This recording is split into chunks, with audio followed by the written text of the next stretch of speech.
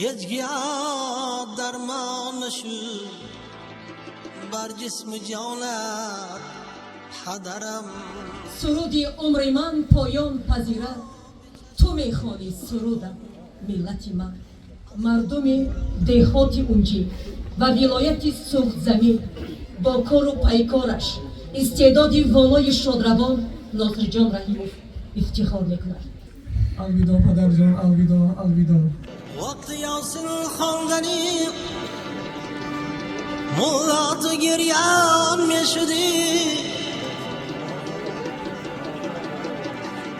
پیش چشمت جلوگر میشد مزارت حدرم.